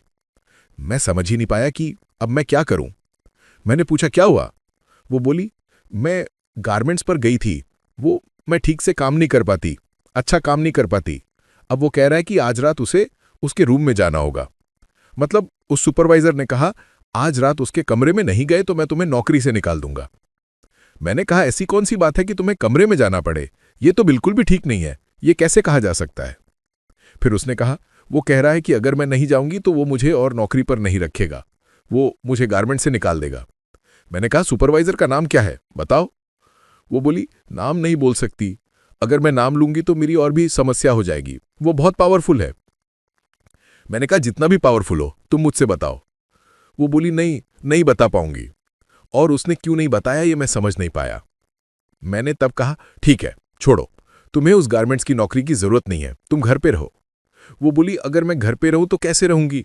मेरा घर किराए पर है, फिर खाना ये सब कहां से आएगा? मेरा गांव है, मैं गांव चली जाऊं। बरशाल में मेरा घर है, मैं गांव चली जाऊंगी। तो मैंने कहा, बरिशाल जाकर रहने की कोई जरूरत नहीं, तुम यही रहो, और आज से तुम्हारे रोजमर्रा के खर्चे, बाजार, सब कुछ सब मैं दूंगा, तुम्हारा घर का किराया भी। क्योंकि देखिए, मेरे और रोकन भाई का रिश्ता बहुत अच्छा था। सैलरी के अलावा वो मुझे बहुत पैसे दिया करते थे। मैं जो सैलरी पाता था उससे अलग भी रोकन भाई मुझे कई बार पैसे देते थे। हमारे बीच बहुत अच्छा बंधन था। ऐसे चलते चलते फिर ये लड़की क्या करती, मैंने उससे कहा, ठीक है, तुम्हें अब जाने की जरूरत नहीं है। अब वो हमेशा मुझसे बात करती, फोन पर बात करती, फोन पर ही सारा संवाद चलता, और ऐसे ऐसे हमारा एक रिश्ता बन गया। उन्माद और लापरवाही, उत्साही से सावधान स्वर। हम हमेशा सामान खरीद कर लाते और घर सज्जा की चीजें लेते। हर तरफ से हमारे बीच एक अच्छा रिश्ता बन गया। रिश्ते के चलते मैं उसे घुमाने ले जाता। ढाका शहर के कई खूबसूरत खास जगहों पर हम घूमे, यहां वहां बहुत सी जगहों पर गए। काम में ध्यान की कमी, चिंता और निराशा।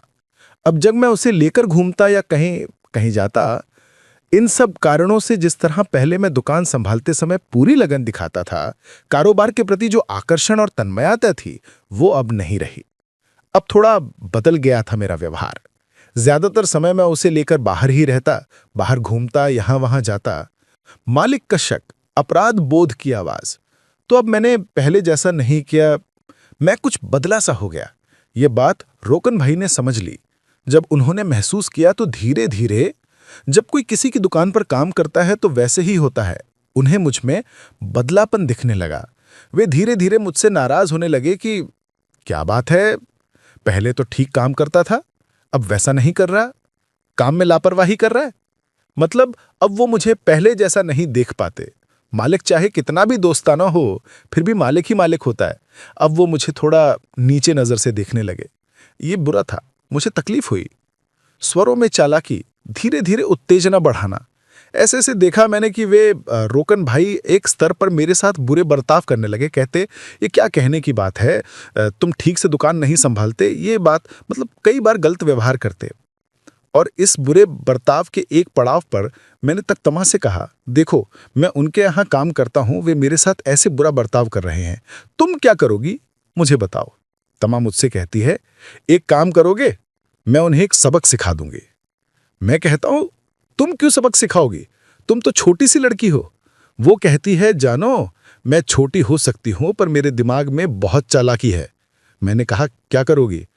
वो बोली, उसका फोन नंबर दे दूं मुझे, या अगर वो फेसबुक चलाता है तो उसका फेसबुक आईडी दे दूं। देखो, बाकी मैं उसका करिश्मा कर दूंगी, तो मैं करिश्मा दिखाऊंगी। मैंने कहा, ठीक है, तो फिर दिखाओ क्या करोगी। फिर मैंने क्या किया, मैंने तुमाको भाई का फेसबुक आईडी दे दिया। भाई जो फेसबुक चलाते हैं वो मैंने दे दिया। 3 दिन के भीतर ही अब तो तमा ने उसे मैनेज कर लिया। मैनेज करने का मतलब वो उससे बात कर रही थी, बातें कर रही थी, तमा ने उसे घुमा दिया। मतलब अब वो मुझसे नाराज नहीं रह सकता। जब भी लगता है कि मैं कहीं बाहर जाऊं या काम से बाहर रहूं, तमा उसे कहती, आप अब दुकान से बाहर निकल जाइए, मेरी बात मानिए, इत्यादि कहकर। मतलब उसने उसे अपने अनुसार सेट कर दिया और मुझे मेरे अनुसार सेट कर दिया। ऐसे ऐसे तमा ने उसे पूरी तरह बदल के रख दिया। मतलब दुकान से बाहर उसे लेकर जाती, दुकान से हटवा देती, मेरे लिए एक अलग सी जगह भी बना दी। ये सब वो कैसे कर रही है वो जानती है, पर मैंने बस कहा तमा मैनेज कर दो, बाई को यहां से थोड़ी दूर कर दो। उसने कहा ठीक है कर देती हूं। ऐसे ऐसे मेरा वो भाई रोकन भाई बिल्कुल बदल गए। जो मुझे गालियां देते थे, बुरा बर्ताव करते थे, दुकान ठीक से नहीं संभालने पर कठोर होते थे, अब वैसा कुछ नहीं करते। वो मेरे प्रति थोड़ा नरम हो गए, और जब वो अच्छे हो गए तो मैं भी उनके साथ अच्छा हुआ। फिर मैं फिर से तमा के साथ घूमता फिरता रहा और लगभग सब कुछ वैसा ही हो गया। ऐसे करते करते लगभग 5 महीने गुजर गए। इन 5 महीनों में मैंने तमाम चीजें तुम्हारे यानी तमा के लिए की। जो भी तनख्वाह मैं दुकान से पाता था, सारी पैसा मैं उसे दे देता था। मैं एक पैसा भी अपने पास नहीं रखता था। बीच बीच में मेरी माँ मुझे पैसे भेजती थी। माँ ही तो है, बच्चे कितने भी गलतियां कर ले, माँ के लिए बच्चा मासूम रहता है। माँ जो पैसे भेजती उसका एक हिस्सा मैं तमा को दे देता था, क्योंकि उसकी कोई स्थिर नौकरी धंधा नहीं था, वो शहर में रहती थी। मैं सारे खर्च उठाता था, घर का किराया, कपड़े चप्पल सब कुछ मैं देता था। बहुत दिनों तक ये चलता रहा, और वो बात मेरे भाई मतलब रोकन भाई को मैंने छुपा कर रखी थी। वे नहीं जानते थे कि मेरी और तमा की कोई नज़दीकी है। फिर एक दिन अचानक मैंने देखा कि भाई के फ़ोन में मैंने देखा तमा की एक सैटेड मतलब ब्याह जैसी फ़ोटो रखी हुई है भाई के मोबाइल में। मतलब रोकन भाई के फ़ोन में तमा का वो फ़ोटो। ये देखकर मैं किसी दुनिया में नहीं था। अरे, रोकन भाई के फ़ोन में तमा की ब्याह वाली फ़ोटो? ये बात मुझे बिल्कुल रास नहीं आई। यहाँ कुछ गड़बड़ है। मैंने पहले कुछ नहीं कहा। एक बार देखा तो कुछ ना कहा। बाद में कहा, भाई आपसे एक बात पूछूंगा, आप नाराज हो गए? उन्होंने कहा, नहीं नहीं, नाराज नहीं होऊंगा। नाराज होने की क्या बात है, बोलो। मैंने कहा, भाई आपके फोन में मैंने एक लड़की की ब्याह जैसी फोटो देखी, ये क्या है, कैसे? उन्होंने कहा, ये मेरी पत्नी है। मैंने कहा, भैया आप शादी कर रहे हैं? उन्होंने कहा, गुप्त रूप से शादी कर रहा हूं, अभी किसी को नहीं बताया, आयोजन करूंगा तो सबको बताऊंगा। जैसा कहा जाता है, जिसने जिसके साथ छल किया वो डरकर भी केवल चिल्ला देता है। मेरे साथ पहले रूपा ने भी बेवफाई की थी मेरे मामा मामी के कारण, तो अब मैं समझ गया कि तमा भी मेरे साथ दूसरी बार बेवफाई कर रही है। पहली बेवफाई तो मैंने माफ कर दी थी, पर दूसरी बेवफाई मैं बर्दाश्त नहीं करूंगा। पहली को तो छोड़ दिया, माफ कर दिया, पर अब छोड़ना संभव नहीं। अब मैं एकदम छोड़कर रख दूंगा, ताकि भाई भी बदनाम होकर भाग न सके। ऐसे 2 दिन कटे। 2 दिन बाद रोकन भाई के साथ मेरा रिश्ता तब तक मधुर बना हुआ था। एक दिन मैं रोकन भाई के कमरे में गया, दरवाजा बंद करके कहा, भाई उम्र में मैं छोटा हो सकता हूं, पर आप मुझे क्या समझते हैं? उन्होंने कहा, तू मेरा भाई ही है, तुझे मैं भाई मानता हूं। छोटा होना क्या बिगाड़ डालता है? तेरी वजह से मैं अच्छी फ्लैट में जा पाया, अच्छा कारोबार कर रहा हूं, तूने मुझे बहुत ऊपर उठाया है। मैंने कहा, भाई जिस लड़की से आप शादी कर रहे हो उसका नाम क्या है? उन्होंने कहा, उसका नाम तुन्नी है। मैं बोला, क्या तुन्नी? मैंने सोचा कि रोगन भाई ने किसी और नाम से कहा होगा, कोई दूसरा नाम रखा होगा, क्योंकि वे शादी कर रहे हैं। फिर मैंने कहा, भाई वो लड़की तुन्नी नहीं, उसका नाम तमा है। तब उन्होंने कहा, क्या? तू क्या बोल रहा है, तमा? मैंने कहा, हाँ तमा, और वो एक बहुत बड़ी बेवफा और धोखेबाज है। वे बोले, कैसे? मैंने कहा, दिखाता हूं आपको। अब मैंने तमा के साथ जो भी तस्वीरें थीं, सारी तस्वीरें मैंने भाई को दिखानी शुरू कर दी। कहा, भाई देखो। तस्वीरें देखकर भाई का सिर घूम गया, मेरी कॉलर पकड़कर बोले, तू मेरे दुकान का कर्मचारी होकर मेरी पत्नी के साथ प्रेम कर रहा था? मैं कहता हूं, भाई सुनो, मैंने आपकी पत्नी से प्यार नहीं किया, वो भी मुझसे प्यार कर रही थी। आपकी उनसे कब से बात चली आ रही है? उन्होंने कहा, काफी दिनों से। मैंने कहा, मेरे साथ भी उतने महीने से रिश्ता था। तुम दुकान में मुझे परेशान करते रहते थे, बकबक करते रहते थे, मैं ठीक से काम नहीं कर पाता था, तुम मुझे ठीक से नहीं देख पाते थे, और तमा के साथ संबंध होने के बाद मैं दुकान पर ध्यान नहीं देता। इसीलिए मैंने तमा से क्या किया, तुम्हारे पीछे लगा दिया, ताकि तुम्हारे लिए थोड़ा सा स्पेस बन जाए, तुम्हें थोड़ा दूर कर दूं, प्यार के नाम पे तुम्हारा दिमाग घुमा दूं, तब मैं ठीक से दुकान संभाल सकूं। मैंने दुकान से जो पैसा छुपाकर निकाला वो सब तमा को दे दिया। दुकान का बहुत सा माल भी मैं चुपके से तमा को दे देता था, जिसे वो बाहर बेच देती थी। ये सब मैं भाई से छुपाकर करता था। मैंने बस भाई से यही कहा कि भाई ये मामला है। वो सुनकर जैसे बेहोश हो गया। अरे क्या, मैं उससे शादी कर रहा हूँ? ये 6 लाख की कमीन देकर शादी कर रहा हूँ। मेरे माँ बाप भी उसे पसंद कर रहे हैं। अब मैं आयोजन करूंगा, सबको बताऊंगा, और वो आयोजन करने को तैयार ही नहीं है। मैंने कहा कि उसे समारोह कराना है, पर वो नहीं कर रही है। मैंने पूछा, उसने आपको क्या कहा? उन्होंने कहा, वो कहती है कि उसका धनमंडी में घर है, उसके माँ बाप विदेश में रहते हैं। मैंने कहा, भाई ये सब झूठ है। असल में वो गारमेंट में काम करती थी, वहां से भी नौकरी चली गई थी। नौकरी छूटने के बाद मैंने उसका घर भाड़ा और सब कुछ दिया, मैंने उसे संभाला। ये धोखेबाज है।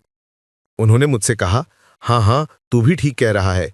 उसके आचरण और कपड़ों को देखकर लगता ही नहीं कि उसके माँ बाप विदेश में हैं या वो अमीर है। वो फकीनी स्टाइल में 200-300 रुपए की 3 पीस पहनकर घूमती है। असल में कोई बड़ा आदमी नहीं है। ये सब झूठ है। बदले की योजना, क्रूरता और उत्साह। मैंने कहा, भाई जैसा तुमने मुझे धोखा दिया वैसे ही मैं भी तुम्हें धोखा दूंगा। वे बोले, हम लोग क्या कर रहे हैं, ढाका शहर में भागेंगे क्या? ऐसा माल नहीं है भांजे। मैंने कहा, तो फिर क्या करोगे? उन्होंने कहा, रख, इंतजार कर, ऐसे फंसाकर मारूंगा, जन्म भर की सजा दे दूंगा। मैंने कहा, तो कैसे करोगे? मैं फोन करूंगा या आप बुलाओगे? भाई की घातक धमकी, ठीक प्रकार से जाल बिछना। वो कहता है, नहीं, तुझे बुलाने की जरूरत नहीं, मैं बुलाऊंगा, मैं कमरे में ही बुलाऊंगा, कल ही पकड़ लूंगा, कल सुबह समझना। तो दुकान में रहेगा, बच्चों को रेडी कर, सबको ले आओ, सबको देकर, सबको खिलाकर, फिर उसे पूरी तरह नग्न करके वीडियो करूंगा और सड़कों पर सब जगह डाल दूंगा। फंदा बिछाना, सांस थाम देने वाला इंतजार। भाई कहता है, ठीक है, अगले दिन उसे फंसाया जाएगा, सारी तैयारी कर रखी है, अब बस मौका चाहिए। दोपहर में भाई मुझे फोन करेगा। वो तमा क्या कर रही है? फोन करोगे तो वो आ जाएगी। भाई ने फोन किया, वो भाई की शादी वाली पत्नी है ना। फोन आया, वो भाई के कमरे में आ रही है। हठात अमला, तेज और कुरकुरा गति। वो आने के बाद भाई ने मुझे फोन किया, हृदय ऐसा वैसा हो रहा है, वो मेरी रूम में आई है, तू आओ। मैं कमरे में गया और वो भाई बिना किसी बात के ही मैंने उसे थप्पड़ मारना शुरू कर दिया। मैं जोर जोर से मार रहा था। वो मुझसे बोली, अरे आप मुझे क्यों मार रहे हैं? मैंने कहा, तू आप किसे कह रही है? तू एक दिन मेरे साथ सोती है, एक दिन भाई के साथ, तू आप किसे बोल रही है? फिर वो बोली, देखिए आप मेरे ऊपर हाथ उठा रहे हैं, आप मुझे नहीं पहचानते, आप मुझे नहीं जानते, आप मुझे मार रहे हैं। मैंने कहा, मैं तुझे नहीं पहचानता? मैं तुझे नहीं पहचानता? उसको मैं पीट रहा था, उसी वक्त तमा का फोन आया। तमा ने कॉल किया और उसके हाथ में मोबाइल भी नहीं था। मैंने कहा, तेरा मोबाइल कहाँ है? वो बोली, मेरे पास है। मैं, तेरे मोबाइल से तूने मुझे कॉल कैसे किया? वो बोली, कहाँ, मैंने आपको कॉल किया? मैंने तो कॉल नहीं किया। मैं बोला, चुप चुप चुप, अब मैं कॉल रिसीव कर रहा हूं। कॉल का रहस्य, सांस थमी हुई आवाज। अब देखता हूं तो तमा मुझसे बात कर रही है, मुझसे कह रही है, तुम कहाँ हो? मैं बोला, तुम कहाँ हो? फिर वो बोली, मैं तो बाहर हूं, तुम्हारी दुकान की तरफ। दुकान बंद क्यों है? मैं बोला, तुम दुकान की तरफ? दुकान में? तेज फैसला, तनाव बनाए रखो। भाई तुम किसको पीट रहे हो? फिर मैं बोला, अच्छा तुम जरा मेरे इस कमरे में आ सकती हो, यहां आ सकती हो? वो बोली, हाँ आ सकती हूं, क्यों, कोई दिक्कत हुई है? मैं बोला, नहीं, जरा उस जगह आओ, तुमसे मुझे कुछ बात करनी है। फिर वो आ गई। भाई अब आने के बाद देखता हूं सामने तमा, मतलब तमा नीचे से आ रही है। हैरान कर देने वाला झटका, आवाज नीचे उतरती है, ये कौन है? फिर तमा के आने के बाद मैंने देखा कि मामला गड़बड़ है। मैं भाई को कुछ भी कहे बिना नीचे आया। आकर तमा को देखकर मैं दंग रह गया। अरे वहां भी तमा, यहां भी तमा। फिर मैंने भाई को फोन करके कहा, भाई आप उसे मत मारो, उसे थोड़ा ठंडा करो, मैं जरा इस तमा से बात करूं। जुड़वा बहन का सच, सांस थमे हुई आवाज। अब इस तमा को मैं कमरे के अंदर ले गया, मतलब दूसरे कमरे में पूछा, तुम्हारा मामला क्या है? तुम्हारा कोई भाई बहन है क्या? वो बोली, हाँ मेरी एक जुड़वा बहन है, तुन्नी। मैं बोला, तुन्नी तुम्हारी जुड़वा बहन? तुमने तो मुझे कभी ये बात बताई ही नहीं। वो बोली, बताती नहीं, हमारी एक समस्या है इसलिए नहीं बताई। मैं बोला, किस तरह की समस्या? वो बोली, मेरी उस बहन को थोड़ी समस्या है। मैंने कहा, क्या समस्या है मुझे बताओ। वो बोली, नहीं, लेकिन क्या हुआ? मैंने तो अपनी उस बहन को तुम्हारे भाई के पीछे लगा दिया। तुम्हारे भाई के साथ तो मेरी बहन पूरा प्यार कर रही है। मैं बोला, सिर्फ प्यार नहीं कर रही, तुम्हारी वो बहन मेरे भाई से शादी भी कर चुकी है। वो बोली, क्या, शादी कर चुकी है? मैं बोला, हाँ। वो बोली, देखो मुझे ये पता नहीं था। वो एक जगह रहती है, मैं दूसरी जगह रहती हूँ, लेकिन वो मेरी जुड़वा बहन है। हम दोनों जुड़वा बहनें हैं। वो मेरी मौसी के घर रहती है। मैं तो कह रही थी कि तुम्हारे बॉस रोकन भाई से बात करने के लिए, लेकिन उसने क्या किया, प्यार करके शादी कर ली। मैं बोला, वो शादी कर चुकी है, तुम्हें पता नहीं? वो बोली, नहीं, मुझे तो नहीं पता। तब मैंने कहा, तुमने मुझे कभी ये बात नहीं बताई कि तुम्हारी ऐसी जुड़वा बहन है? वो तब मुझे बोली, मैं तुम्हें एक दिन सरप्राइज देना चाहती थी कि हम दोनों बहनें एक दिन आएंगी, आकर तुम्हें एक हैरान कर देने वाला सरप्राइज देंगी, लेकिन ये इस तरह हो जाएगा मैं समझ नहीं पाई। मैंने तमा को वहीं उसी जगह छोड़कर दौड़कर भाई के कमरे में गया। भाई तब तक तुन्नी को पीट पीट कर पूरा फ्लैट कर रहे थे, खून निकल चुका था। मतलब उसी जगह पर। मैंने बार बार कहा, भाई सुनो, ये मामला जुड़वा बहनों का है, जुड़वा है। फिर वो बोले, क्या क्या कर रहे हो तुम, ऐसे मार रहे हो, हाय हाय। फिर तुरंत हम उन्हें अस्पताल ले गए। अस्पताल ले जाकर डॉक्टरों के इलाज से वे कुछ हद तक ठीक हो गई, मात्र थोड़ी बहुत हालत सुधरी। होने के बाद मैंने कहा, भाई देखिए ऐसी बात है, वे दोनों जुड़वा बहनें हैं। भाई बोले, तुम्हारी गर्लफ्रेंड ने मुझे कभी नहीं बताया, मतलब मेरी तुन्नी ने भी कभी कहा ही नहीं कि उसकी एक छोटी बहन है, और तमा ने भी कभी तुन्नी का जिक्र नहीं किया। मैंने कहा, भाई वे मुझे सरप्राइज देने वाली थीं, आपको सरप्राइज देना चाहती थीं और मुझे भी, पर सरप्राइज देने की कोशिश में बात ऐसी बिगड़ गई। असल में यह सारा मामला मैंने खुद ही उपजाया था, क्योंकि जैसा कहा जाता है, जिस पर धोखा हुआ वो डर कर भी शक कर लेता है। चूंकि पहले रूपा के मामले में मैं पकड़ा गया था, मुझे ठेस पहुंची थी, इसीलिए किसी और औरत को देखकर मेरे मन में शक उठने लगा। मैं सोचता था कि यही कुछ होगा, मेरा मालिक भी मुझे धोखा दे रहा है, मेरे साथ धोखा कर रहा है, जैसे रूपा ने मेरे मामा के साथ किया। ये सारी योजना मैं ही बना रहा था। सारी चीजें मैंने रोकन भाई के लिए गरम कर दी। खैर, अब भाई कुछ हद तक शांत हो गए। फिर मैंने तमा से माफी मांगी और तुन्नी से भी कहा गलती हो गई। तुन्नी ने भी मामूली तौर पर गलती स्वीकार कर ली। तब पारिवारिक तौर पर उनकी फैमिली से स्वीकार नहीं करेगी, पर तुन्नी ने भाई को झूठ बोला था कि उसके माता पिता विदेश में रहते हैं। ये सब झूठ था। तुन्नी असल में तमा की बहन है, वे गरीब है। तो भाई ने अब इसे ऐसे स्वीकार नहीं किया कि कोई बड़ा समारोह कर सके। भाई की फैमिली से मानने को तैयार नहीं थी। रोकन भाई एक हाई प्रोफाइल परिवार से हैं। उनकी फैमिली किसी इतनी सामान्य से पृष्ठभूमि वाले लड़की को स्वीकार नहीं करेगी। अब भाई ने उससे शादी कर ली है। शादी करके वो उसी तरह रहते हैं, पर अलग तरह से। इस बीच मैं तमा के साथ प्रेम संबंध में भी हूं। कुछ दिनों बाद मैं भी शादी करूंगा, पर तमा कहती है नहीं, और बाद में। वो शादी के लिए राजी नहीं है, मैं भी इस पर जोर नहीं दे रहा। ऐसे ऐसे चलने पर रोकन भाई तुन्नी के लिए कपड़े कपड़े खरीदते रहे।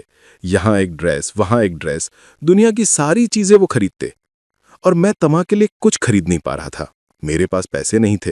वे तो दुकान के मालिक और साहूकार हैं, उनके पास पैसे हैं, वे खरीद लेते। भाई भरोसा हो या ना हो, मैं रात के अंधेरे में घर जाकर चोरी करता था। मैं फिर से सिर्फ तमा के लिए। तुन्नी को जो मिलता था मैं उसे तमा को दे पाने लायक नहीं था, इसलिए मैं चोरी के धंधे में फिर उलझ गया। रात के अंधेरे में मैं घर जाता, उन चोर गिरोहों से मेरा फिर से संपर्क हो गया। तब मैं ढाका में रहता था। रात 8-9 बजे के आसपास घर जाया करता, वहां जाकर गाय भैंस चुराई करता था। चोरी करके फजर की अजान से पहले वापस ढाका आ जाता। उस वक्त मैंने रोकन भाई की दुकान की नौकरी छोड़ दी। चूंकि वो तुन्नी से शादी कर रहे थे, तुन्नी मेरी वाइफ की बड़ी बहन के जैसे हो गई थी, तो मैंने उनका यहां काम छोड़ दिया। पर फिर भी मैं गाय चोरी के धंधे में लग गया। शाम को जाता, एक गाय चोरी करता, कभी कभी 2 गायें चुराकर ढाका लेकर आकर बेच देता। कई बार तो गांव के गोदाम में छुपा देता। ऐसे ऐसे मैं चोरी के काम में गहराई से लिप्त हो गया, और यही मैं करता रहा। ऐसे करते करते भाई मैं फिर एक बार मुंशीगंज से गाय लेकर ढाका जा रहा था कि हाईवे पर फिर से हाईवे पुलिस ने मुझे पकड़ लिया। और पुलिस ने पकड़ लिया, पकड़े जाने पर पता चला कि वे चोरी की गायें थी। मतलब फजर से ठीक पहले मैं चुराई हुई गाय ला रहा था। गायों को ट्रक में डालकर ऊपर से मोटे प्लास्टिक जैसे ढक्कन से ढक दिया करते थे, अलग रंग का प्लास्टिक, ताकि अंदर कुछ दिखे नहीं। पर किस्मत देखो, किसी तरह वे पकड़ ही लेते हैं। पकड़े जाने के बाद मुझे कोर्ट में पेश किया गया। मैं थाने से कोर्ट तक गया, और फिर मेरा परिवार मुझे बाहर नहीं ले रहा था। लगभग 6 से 7 महीने तक मैं जेल में सड़ता रहा। 6-7 महीने बाद, उन 6-7 महीनों में क्या हुआ मैं कुछ नहीं जानता। भारी तकलीफ के बाद मैं जेल से बाहर आया। जेल से बाहर आकर मैं मुंशीगंज जाने की हिम्मत नहीं कर पाया। कैसे जाऊं? किंतु ना कैसे दिखाऊं अपना चेहरा? बार बार चोरी में पकड़े जाने की बदनामी थी। फिर मैं रोकन भाई की दुकान पर गया। देखा तो रोकन भाई की दुकान नहीं रही, उसकी जगह अब किसी दर्जी की दुकान बन गई थी, महिलाओं पुरुषों के कपड़े बनाने का ठिकाना। मैंने पूछा कि रोकन भाई कहाँ हैं? कहा गया कि वो जेल में है। तो कैसे? रोकन भाई जेल में क्यों हैं? फिर मैंने रोकन भाई के परिजनों से खबर ली। पता चला कि तुन्नी ने मामला दर्ज करा दिया है। तुन्नी ने काबिन के पैसों के लिए मुकदमा दायर किया है। उसने रोकन भाई से पैसे लेकर मामला कर दिया और इन महीनों में उन्होंने दुकान की सब पूंजी रोजी रोटी नष्ट कर दी। उन दोनों बहनों ने मिलकर दुकान का सारा कारोबार खत्म कर दिया। दुकान ट्रांसफर कराने के लिए उन्हें फंसाकर अंततः जेल भिजवा दिया। गहरे षड्यंत्र का संकेत, घबराहट। मेरा सवाल यही है, रोकन भाई तो एक पावरफुल शख्स थे, एक नेता जैसा बंदा। ऐसे आदमी को कैसे जेल में डाल दिया गया? खबर मिली कि तुन्नी और तमा के पीछे पहले से ही राजधानी ढाका के बहुत बड़े लोग हैं। सिर्फ रोकन भाई के पैसे से ही नहीं, तुन्नी और तमा ने खुद को ऐसी पोजीशन में लाकर रखा था कि उनके संबंध हाई प्रोफाइल लोगों से बन गए थे और इन लोगों के साथ उनकी मुलाकातें, मीटिंगें चलती रहीं जैसे शहर की जिन लड़कियों की कोई छवि होती है, वैसा ही कुछ हो गया था। नए समस्याएं, भावुक आरोह है। ऐसा सब होते होते मैं सोचने लगा कि मैं क्या करूं। मैंने रोकन भाई के घर वालों से बात की। वे भी मुझे गालियां देते रहे। वे कहने लगे कि मैं ही रोकन भाई को तुन्नी से मिलवाने वाला हूं, इसलिए उनका परिवार मुझे बिल्कुल बर्दाश्त नहीं कर रहा था। उनका परिवार भी वहीं खड़ा था। ये सब बहुत तकलीफदेह था। तमार से संपर्क, आखिरी कोशिश। फिर मैंने तमा से फिर संपर्क किया। मैंने तमा से कहा, तमा देखो, रोकन भाई की ये हालत मेरे कारण है। जो होना था हो गया, तुम उसे छोड़ दो। हमारा ब्रेकअप हो चुका था, बट जेल जाने के बाद उसने मुझसे एक बार भी संपर्क नहीं किया। तमा कहती रही कि रोकन भाई तुन्नी को मारते पीटते हैं। वो रोकन भाई की जिम्मेदारी के दोष को बता रही थी और रोकन भाई की फैमिली तुन्नी पर दोष लगा रही थी। भारी और थका हुआ स्वर, अपनी गलती स्वीकार। ऐसा सब होते होते मैं सोचता रहा। खैर, फिर मैंने किसी तरह रोकन भाई को जेल से निकलवाने की भरसक कोशिश की। मैंने मामला डिसमिस कराया और उसे जमानत दिलवाई। जमानत मिलने के बाद रोकन भाई ने तुन्नी और तमा से सब तरह का संपर्क काट लिया और मैं भी बीच बीच में तमा से कुछ कुछ बातें करता रहा। यहीं वहां कुछ बातचीत होती रही, परंतु बातें करते करते एक मोड़ पर मुझे एहसास हुआ कि भाई तमा अब ऐसी जगह पहुंची हुई है, मतलब उसे मैं अब कभी नीचे नहीं ला सकूंगा। उसके कॉल पर जो लोग आते हैं वे मेरे लिए सपने ही हैं, ऐसे लोग जिन्हें देखना मेरे लिए सपना हो सकता है। खतरे का आभास, डर और सावधानी की आवाज। फिर खुद से मैंने सोचना शुरू किया कि यदि मैं तमा के साथ रहा तो किसी दिन मैं बड़े संकट में फंस जाऊंगा। वो कभी भी मुझे संकट में डाल सकती है और मैं वहां से किसी तरह भागकर निकल आया। और तमा के साथ रहकर मैंने और भी कुछ चीजें अनुभव की जो अगर मैं बताऊं तो शायद बहुत से लोग कांप उठे। हाँ, तमा और तुन्नी दोनों बहनें मिलकर अब तक कुल मिलाकर लगभग 12 शादियां कर चुकी हैं। जोर देकर अविश्वसनीय सुर में, रोकन भाई से शादी करने से पहले तुन्नी की कई शादियां हो चुकी थीं और मेरे साथ संबंध बनाने से पहले भी तमा कई बार शादी कर चुकी थी। पर अविश्वसनीय सा लगने के बावजूद यह सच है, वे अभी भी शादी कर रही हैं। ठंडी गणनात्मक आवाज। इनका तरीका एक ही है। पहले किसी उद्योगपति, किसी प्रभावशाली व्यक्ति या किसी प्रवासी विदेशी कमाने वाले को निशाना बनाना, फिर थोड़े पैसे लेकर काबिन यानी निशानी की शादी कर लेना। पर वहां पर खेल खत्म नहीं होता। शादी के बाद वे पति के खिलाफ मामला दर्ज कर देती हैं। उनके पास वकील से लेकर प्रशासनिक लोगों तक का नेटवर्क होता है। मुकदमा करवाकर पति को जेल भिजवा दिया जाता है। दूसरी ओर काबिन की रकम तो ले ही ली जाती है, उसके बाद परिवार से और भी लाखों पैसे हड़प लिए जाते हैं। जैसे रोकन भाई के केस में काबिन की रकम लेने के बाद भी उसे जेल से निकालने के लिए 5 से 7 लाख रुपए तक खर्च करने पड़े। दोस्तों, आखिरकार जो जानकारी मुझे मिली वो और भी भयावह है। इन दोनों बहनों ने मिलकर कुल 12 पुरुषों से शादी की है। 12 पति दो बहनों के जीवन में हर बार अलग अलग उजलियां, कभी बेबसी की भूमिका निभाना, कभी गरीब परिवार की बहू का अभिनय, तो कभी अभिजात महिला की छवि। अभिनय उनका सबसे बड़ा हथियार है। उनका मुख्य निशाना प्रवासी यानी विदेश में कमाने वाले हैं, क्योंकि प्रवासी अच्छी आमदनी करते हैं और आर्थिक रूप से मजबूत होते हैं। वे रिश्ता बनाते, विदेश भ्रमण का आमंत्रण लेते, पासपोर्ट की कॉपी भेजते और फिर विदेश जाकर भारी काबिन में शादी कर लेते। काबिन की रकम मिलने के बाद वे उन्हें हमेशा के लिए छोड़कर चली जाती हैं। यही दोनों बहनों का धंधा है। आज भी वो ढाका में घूम रही हैं, नया शिकार ढूंढ रही हैं, नई ठगी का जाल बिछा रही हैं। जब मैं तमा के साथ रिश्ते में जुड़ा तब मुझे साफ पता चल गया, वो और उसकी बहन एक ऐसा पेशा कर रही हैं जो किसी भी तरह से सम्मानजनक नहीं है। स्थिति समझकर मैंने अपनी मर्यादा और आत्मसम्मान बचाते हुए जितना बच सकता था वो सब लेकर उसके पास से दूर होने का फैसला किया। आखिरकार मैंने सब कुछ परिवार के सामने खोलकर रख दिया। तब ऐसा लगा अब मुझे ढाका भी अच्छा नहीं लग रहा। देश के अंदर ठगी धोखा इतना है कि कहीं भी किसी लड़की से धोखा मिलने का डर बना रहता है। इसके बाद परिवार ने मुझे ढाका में एक सिंगापुर ट्रेनिंग सेंटर में दाखिला दिलवाया, लेकिन वहां भी मैं किसी दूसरे प्रकार की ठगी का शिकार हुआ। वो कहानी अलग है, बताऊं तो बहुत लंबी हो जाएगी। खैर, वहां से भी मैं कुछ हद तक ठगा हुआ ही लौट आया। आखिरकार परिवार ने मिलकर मेरे लिए एक वीजा का इंतजाम किया और मुझे कतर भेज दिया। अल्हम्दुलिल्लाह, अब मैं कतर में हूं, अच्छा हूं। यहां एक दुकान में नौकरी करता हूं, महीने के अंत में अच्छी तनख्वाह मिल जाती है और जीवन वैसे ही चल रहा है।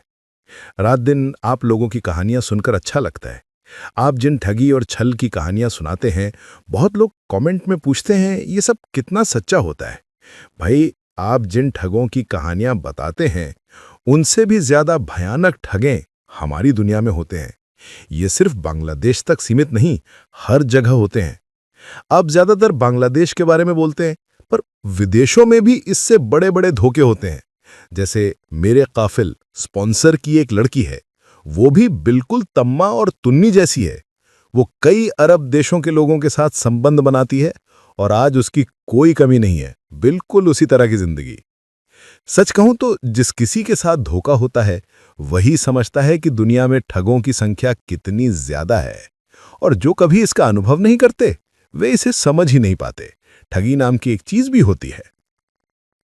खैर, अगर आप मेरी ये अनुभव वाली कहानी फैलाएंगे तो कम से कम ढाका जैसे शहरों में जो लापरवाह लड़के हैं वे सीखेंगे ऐसी लड़कियों से दूर ही रहना चाहिए। आपके लिए बहुत दुआएं और बहुत सारा प्यार। कतर से मैं हृदय हसन। अच्छा रहे। अस्सलाम वालेकुम। प्रिय दोस्तों, आज की कहानी मुंशीगंज के हृदय के जीवन की वो अकल्पनीय धोखाधड़ी शुरू से अंत तक ध्यानपूर्वक सुनने के लिए आप सभी का दिल से धन्यवाद। जिंदगी के रास्ते में धोखा है, धोखेबाज हैं और वे नकाब के पीछे हर दिन नए रूप में लौट आते हैं। लेकिन हमें जीना है सचेत रहकर और सीखना है दूसरों के जीवन के अनुभवों से। हृदय के जीवन में जो हुआ वो सिर्फ उसका अकेले का नहीं, हम सब के लिए एक चेतावनी है।